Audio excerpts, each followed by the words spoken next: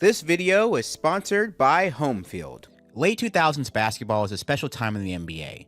You had Kobe and the Lakers, you had the Big Four of the Boston Celtics, and then of course you had LeBron James and the Cavaliers. And those teams dominated the headlines and most of the attention.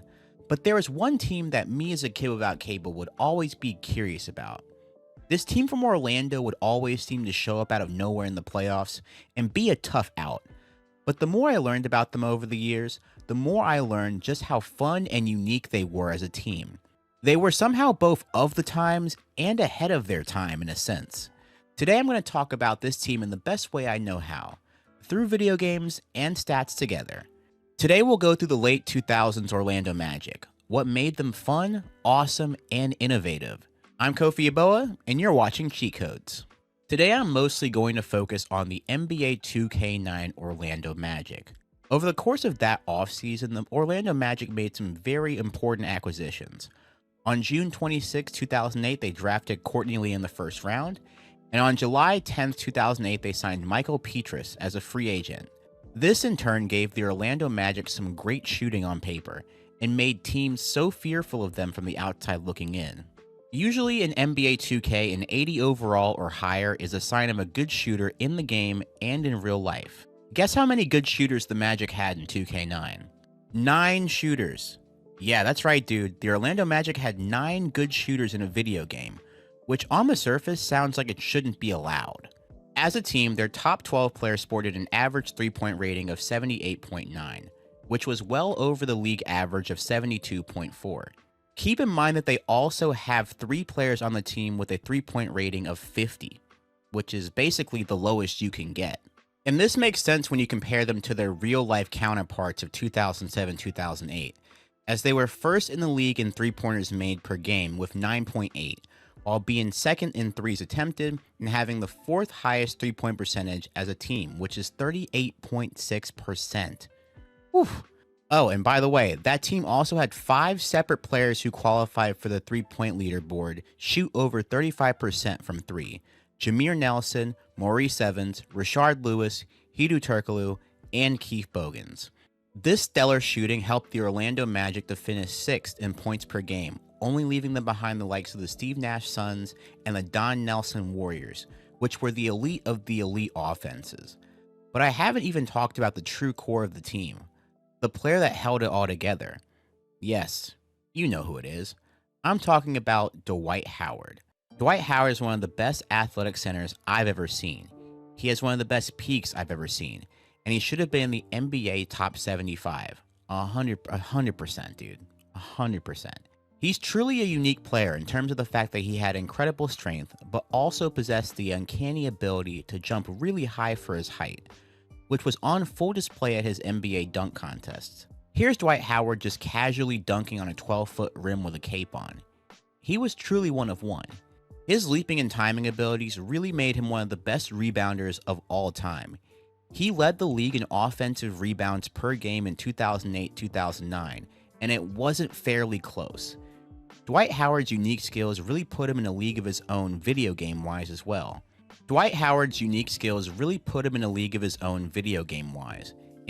2K9, he possessed a 99 dunk rating and a 94 offensive rebounding rating. In video games, rebounding often can feel like RNG, but with Dwight Howard, it often felt like if it was a magnet that just drew the ball to his hands. What that means is that all of the shooters on the team can shoot as freely as possible because they just know that he's going to be under the rim corralling the misses. Dwight Howard's dominance paired with an injury to big man Tony Batty, who missed the entire 07-08 season, caused the Orlando Magic to get creative. They played then small forward Rashard Lewis at the power forward position, and they never looked back. This wasn't an era where playing a small forward at the power forward position was normal yet. Tony Batty was like many of the traditional power forwards in that era, a symbol of old school thinking. A power forward who didn't put up that many numbers and clogged up the lane in an era where everyone else did. You see, previously with their old coach Brian Hill, Orlando was running double big lineups with Tony Batty beforehand. It wasn't rare to see these lineups before, but knowing that they were 27th in points per game in the 06-07 season makes perfect sense. They were a top 10 defense, but that really didn't matter as they went 40-42 and got swept by the Pistons. They just weren't a good offensive team until Stan Van Gundy got there. Van Gundy was coming to the Orlando Magic after leaving the Miami Heat on what I like to call Pat Riley terms. Van Gundy had just got done coaching Shaq for a season, and while Dwight Howard isn't the same player as Shaq, I like to believe that Van Gundy knew what to do when given the roster he was given here. Van Gundy was able to maximize Howard's skills to where they turned into games like February 17, 2009 against the Bobcats, where Dwight Howard was able to go off for 45 points, 19 rebounds, and 8 blocks. You can tell that Emeka Okafor is in the shadow realm here for the whole game. Stan Van Gundy's offensive philosophy was very straightforward. You have Dwight Howard in the middle, and you surround him with a lot of shooters. Stan Van Gundy once said in an ESPN article, "When you have Dwight Howard, he's the centerpiece of your team. What you always want to do is take your best players and figure out how to complement them. And the best way to help a big guy like that is to get him room on the floor. And you do that by putting as much shooting out there as possible." And remember when I said the Orlando Magic have basically 9 shooters on their team? Yeah, let's talk about some of them for a little bit. Starting with Hedo Turkoglu. Hedo Turkoglu possessed a unique ability at his height of 6'10" to pass the ball.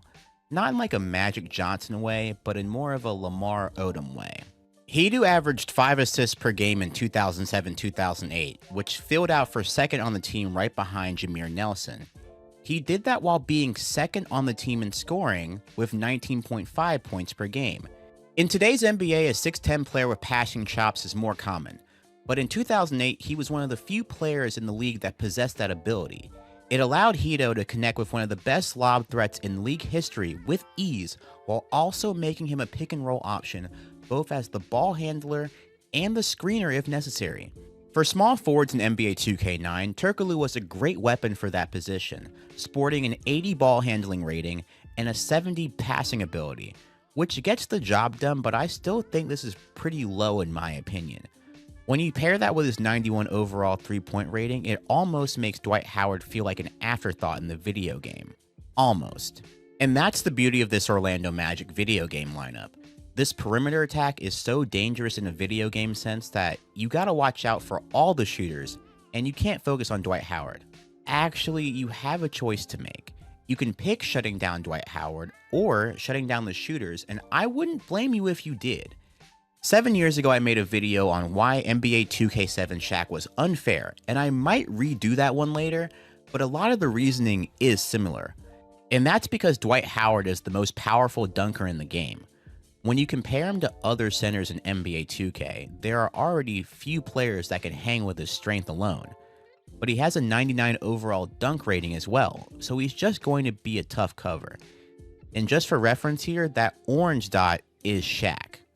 I know it's Shaq past his prime, but I hope that gives a good barometer on what I'm talking about here. And only a few people can mess with him in the post either, as the only players that have a better offensive post skill as a center is Yao Ming, while the only people that are on Howard's level defensively are Yao Ming and Marcus Camby. So it's not in your best interest to guard Dwight Howard straight up, so you'll likely have to double team him in the grand scheme of things.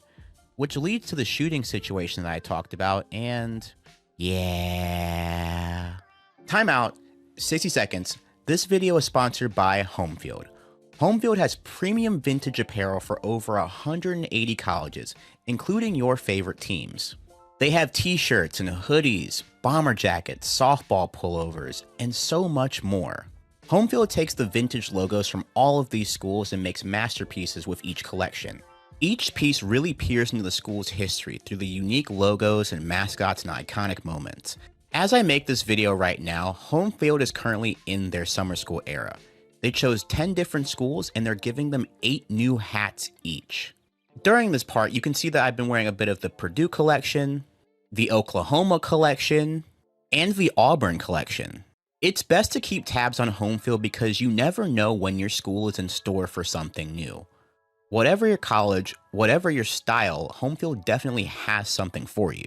Surprise that biggest fan you know with a thoughtful gift, or treat yourself to something that would help you root for your favorite team when the season arrives.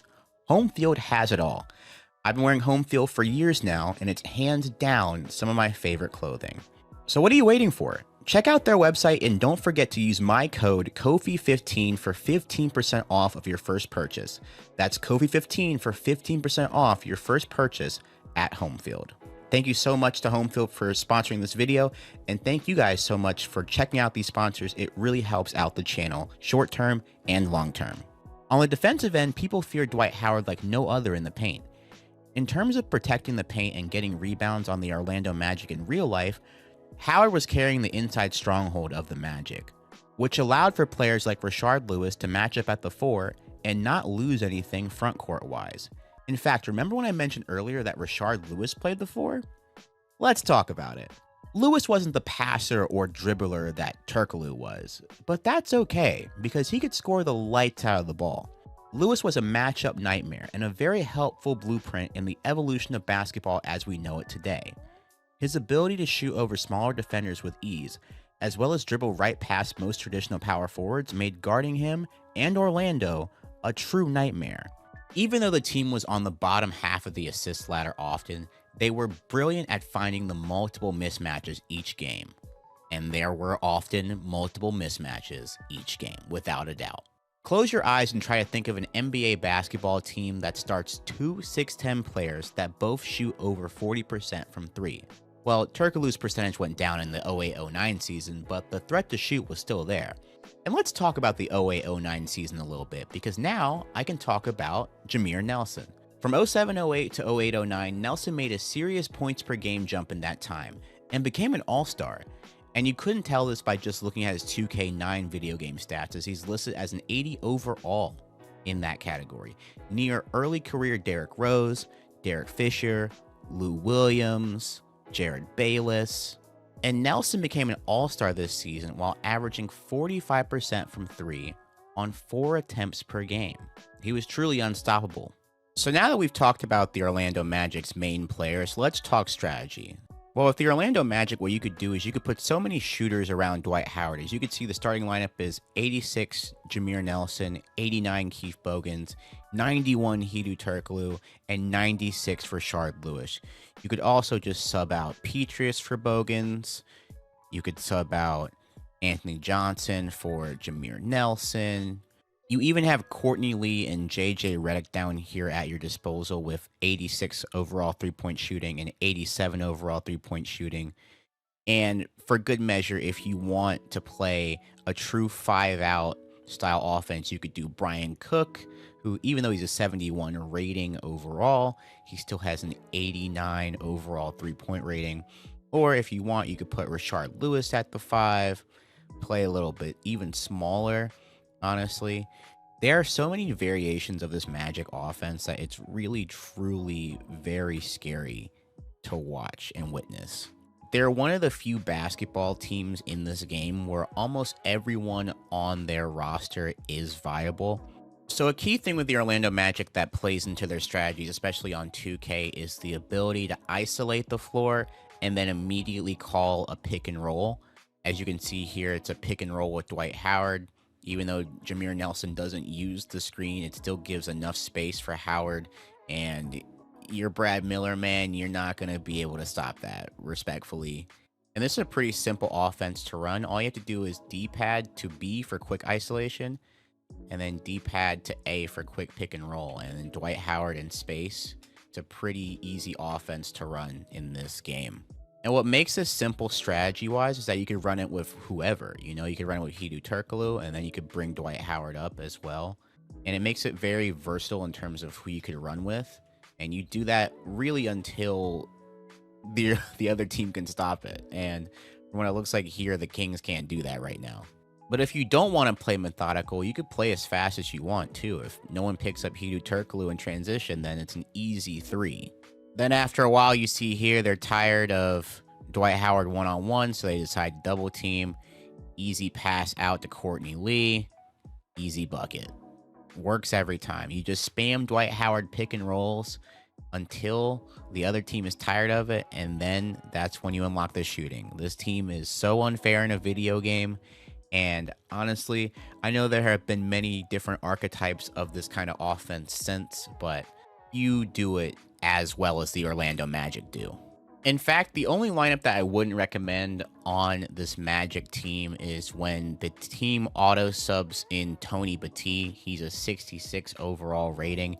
You have way better options at your disposal in terms of Turkoglu or Shard Lewis, even a Donald Foyle, who's a 71, and Brian Cook. So I would definitely play Brian Cook at the 4 over Tony Batty because he at least still spaces the floor, while Tony Batty does not provide that in any capacity. One of the downsides to NBA 2K9 is that there's no pick and pop option, as you see here. So when I play Hedo Turkoglu at the 5 spot, he has to pick and roll. And I feel like the Magic team would be way better if Hedo Turkoglu was allowed to pick and pop in this game. But that's just a minor nitpick, honestly. And if you play Hedo at the 5, you can just put him in isolation against a bigger defender, and he's just quicker. It's too easy for him. Another option you had was the quick screen option, so you could just call for a quick screen, and just any of the Magic shooters can go off of a screen action. And it's really sick if you want to have an open shooter just off of some simple stuff. All of the quick actions in this game benefit the Orlando Magic really well. And then last but not least, you have the quick post-up, obviously, for Dwight Howard if you want to go that route. But they're one of the few teams in the game where there's like the quick action just works so well for everyone involved. So while they weren't the most popular team of their era and they never won a championship, please don't forget this Orlando Magic squad. They're very special video game-wise, they're very special basketball game-wise, and I hope we remember them forever. Thank you for watching to the end of the video. I appreciate you guys. Love y'all. Have a good one. Peace.